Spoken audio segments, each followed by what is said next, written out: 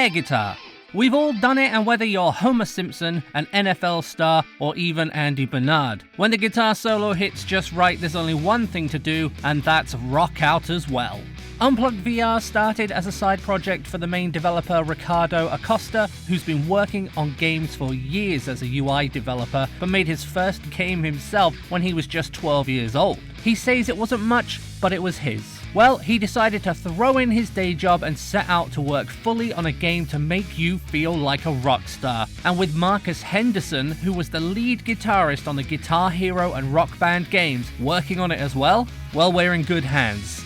Unplugged VR is a love letter to rock only on the Oculus Quest right now, but it will be coming to PC, and it's here to make you feel like a rock star, not teach you to play guitar. On hard mode for some songs there's only 3 of the same chords over and over, and that's for the best. It takes years of practice to rock out hard, and believe me, I played drums in bands for years, and practice is the only way. Unplugged VR wants you to pick up the game and be able to get your rock on no matter your age or skill level. Is it perfect? There's issues, but I'll get into that a bit later. Let's talk about the good stuff first. Let's begin this unplugged air guitar review with the graphics. The game isn't photorealistic, but quite frankly, it doesn't need to be. It's like a kind of Saints and Sinners visual style, but with a bit more realism added in. From album covers to guitars and amps, it's all well detailed, and you'll recognize all your favorite brands. If you really look around the green room, cleanest one I've ever seen in the back of a barfly type venue, I'll tell you that, you'll see some low res on the stickers on the pole, but other than that, everything is crisp as the Quest can give, and that's not a dig, as when I was playing, I never thought this looks bad. With a real-life rock star as your coach right before your very eyes, and surrounded by real-life pictures, the sense of reality is really striking. With lots of cool effects on your guitar as you play and you're doing well, visual feedback from the crowd as well, I think they really hit the nail on the head here. And I was even more impressed with the sound. Now this is tricky, as this is all full of proper music by real artists that I bet YouTube would put copyright strikes on if I were to let you listen to it all. So here's something to help you visualize what it's like to play.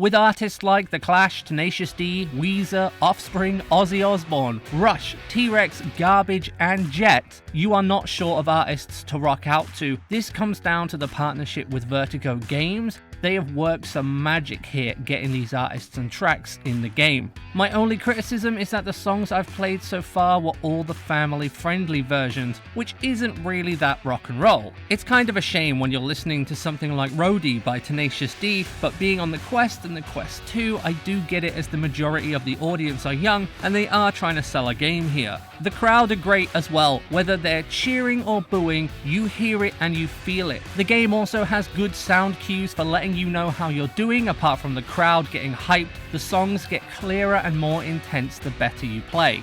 Now for the main attraction. Well, I mean, that's the sound, isn't it? Where the hell do I... Now for the impressive and awesome gameplay. No controller, no fake guitar, just you and the music. You'll start the game with access to a couple of tracks, or as the game likes to show it, one album. Once you've achieved certain milestones, you'll unlock the next album and the next and the next. As you do, you work your way through a Guitar Hero style campaign, playing gigs and moving on to bigger and better venues till you hit the big time arena. As you're moving up the ranks, you'll unlock more guitars and amps to use to customize your rock journey. The main part of the gameplay will be you grabbing hold of your guitar, and just like Guitar Hero, Beat Saber and Smash Drums before it, you'll strum on the chord to get a good, perfect or awesome rank for each strum. Now this game can seem really complicated and hard, but I'll tell you now, it all comes down to the placement of your guitar, so experiment and find the right spot for you.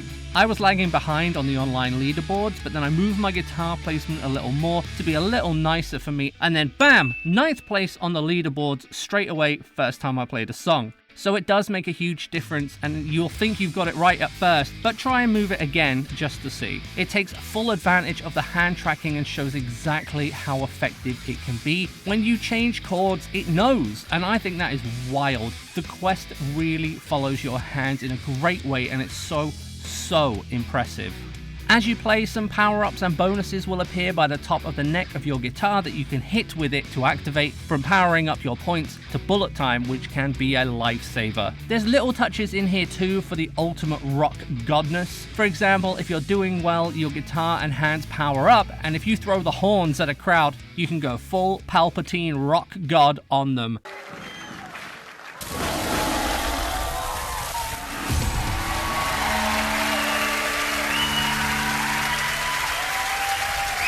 And it feels great. Also, the crowd aren't there just to cheer and boo, by the way. They will throw things at you if you're doing badly, and they will throw other things if you're doing well, which is quite hilarious. Now, it's not all good and perfect, which brings me to the problems. So for me personally, the quest Keep the Hand tracking became an issue at times, not because of the game, but because my hand was too far out of sight of the quest's cameras to pick it up. This game is coming to Steam VR, and if you're using lighthouses that can see you all the time in 360 degrees, that will open this up for much more interesting gameplay, because right now you can't stand up straight facing the crowd and air guitar at the same time because the quest loses tracking. So make sure your neck is strong, because you'll be looking down a lot.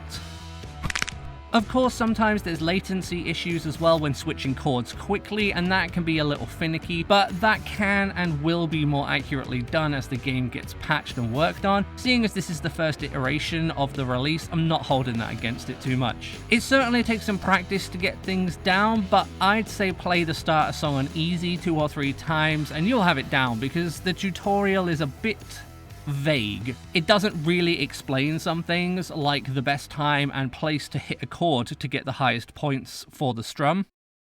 Despite a few flaws, Unplugged VR is more than worth playing, even if it might be ahead of its time. Hand tracking on quests hasn't been around long and still needs some work, but this game really shows its potential, setting out to be accessible to people of all skills and ages who just want to rock. Unplugged VR makes things simple with varying levels of difficulty if you want more of a challenge.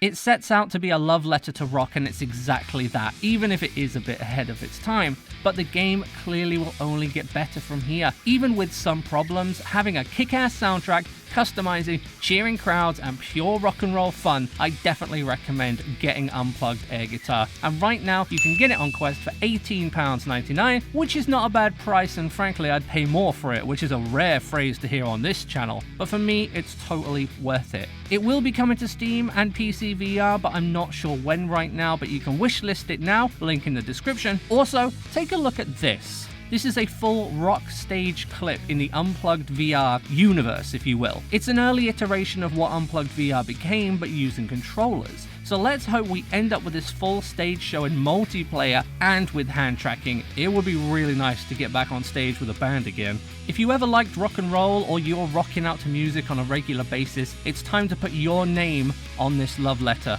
for the genre.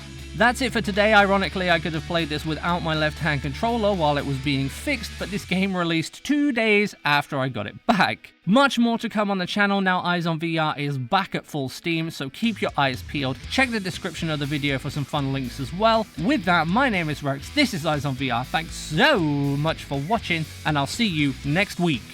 Maybe before that.